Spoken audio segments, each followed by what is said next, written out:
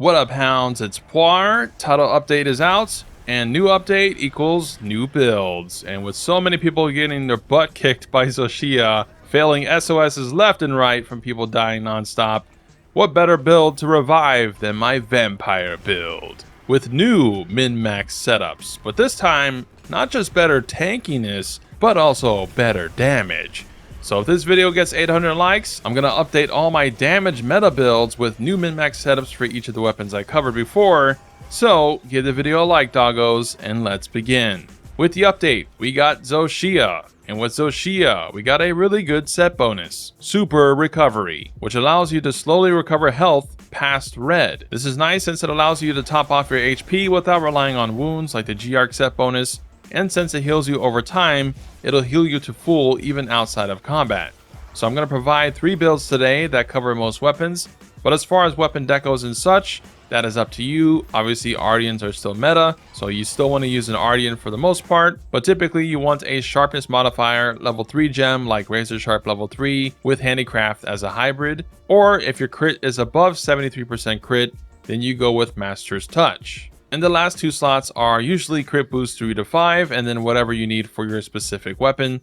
So I'm just giving you the armor template today, and you can customize that to your liking from there. So build 1 is the best general setup that's going to be usable for most weapons due to the slots. It is 2-piece Zoh, 2-piece arc, and G-Arc gloves. Zoh gives you healing over time. Level 3 recovery speed speeds that up, although only specifically for the red portion of your health. After you pass red, it's going to start slowing down a bit, but there are various items that can increase this effect, like immunizer, wild jerky, and great sushi fish scales. So if you want the most healing, add those items to your inventory and use them whenever you need them.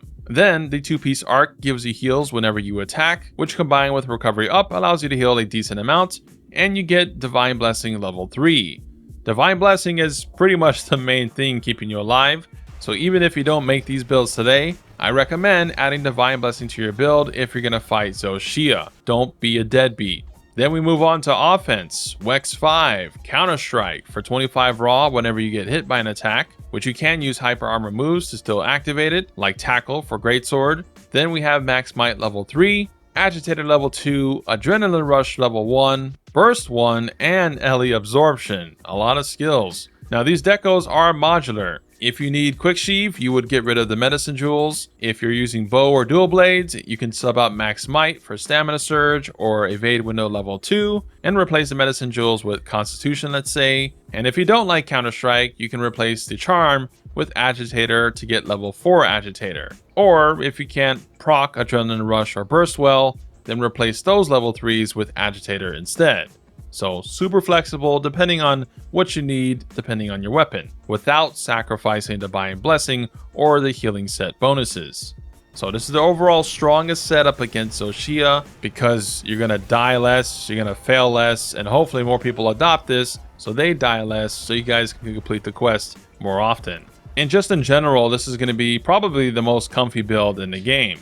Build 2 gets up to 90% crit with a 5% base crit weapon, which becomes 100% crit if you use Corrupted Mantle, which was nerfed, so now it only gives 10% crit instead of 30. But this build loses 2-piece arc for 2-piece gore. The downside to this though is that it's a bit more strict in the slots department, so I wouldn't recommend this for something like Bow or Dual Blades, since you can't fit any stamina stuff. For something like Longsword, you don't really need Quick Sheave, you can just use Foresight against Zoh Shia and be fine. But this does have one level 3 slot open, which you can put in another Agitator, or Adrenaline Rush, or Burst. If you use a weapon that can activate all 3 of these, then Adrenaline Rush is the most damage gain there. But again, if you don't like Counter-Strike, or you can't keep it up often, then you can replace the Counter Charm with Agitator level 2 to get Agitator level 5. Or if you want 100% crits without needing Mantle, then you can put Latent Power as a level 3 slot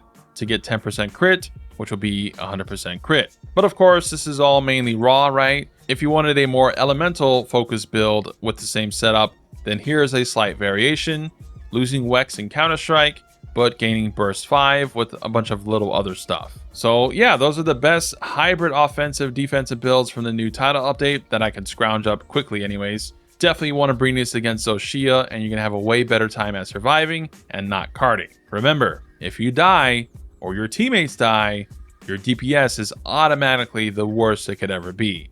So use these sets to farm Zoh Shia, and then after you farm the armor and weapons you need, you don't need to farm Zoh Shia ever again, and can go back to your glass cannon DPS builds, since Zoh Shia isn't efficient for artian part farming.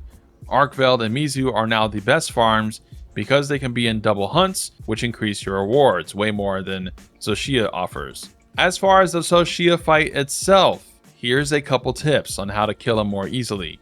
Number 1, he has a big fire attack when changing phases, and crystals will rise from the ground after he's done spurging out. You need to pick up the slinger ammo that's on the floor and shoot these rocks to energize them, and that'll make them explode and reduce the AoE of the fire attack, as well as damaging Zoh Shia if he's near one of those exploding crystals. So make sure as soon as you start the fight to have these crystals on hand, but you can also avoid the fire attack by running behind him or by running to the very edge of the map as far as you can.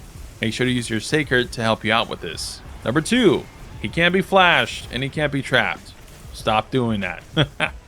Third, there's 2 rock environment traps that you can knock onto him above. However, do not use these until his second or last phase, as those are the most dangerous and you want to get those over as quickly as possible. Number 4, he does not stop attacking in his 3rd phase. The main attack that kills people that I've noticed anyways is his 180-degree fireball. He can shoot one ball at one person and then turn around and target you near instantly right after. So if you see him doing this move, don't overcommit your attacks and be prepared to dodge or block in case he turns around. Number 5, his tail is only cuttable in the last phase. You're wasting your damage in his 1st and 2nd phase hitting it. So try not to do that intentionally unless you're already behind him and can't reach the front quickly. Otherwise, you want to target his big arms and head as the weakest spots.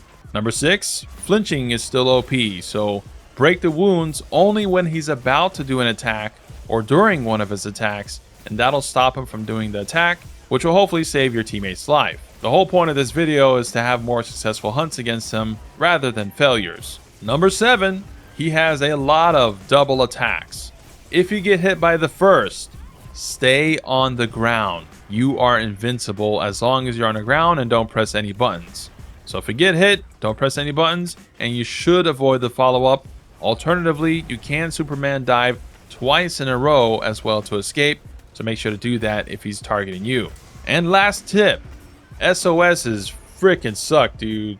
This is an awful system. It's so hard to get matches, so instead I recommend joining a random lobby and then searching for the quests from the lobby members instead. Those quests are much likely less to fill up and give you that couldn't join error. So once I did this, I was able to farm them really super consistently, so definitely recommend. And yeah, that's my vampire / how to kill Zoh Shia easily video. It's so nice that we finally have something challenging to fight. Mizu was kind of disappointing for the most part. As I said in my complaint video, it's just an average monster. Sure, the tempered form can hit hard, but it's still stun lock city for the most part. But that's not really the case with Zoh Shia, so now you know how the game feels when you can't status or wound a monster infinitely. So hope the builds help you survive, and hope the tips help you beat it more consistently. Again, get this video to 800 likes and I'll update the meta builds for the other weapons. You can check out my stream VOD for my first hunts against the new content, or if you want to see all the new armor and weapons, that'll be in the end screen too. And lastly, subscribe for more Wilds epicness.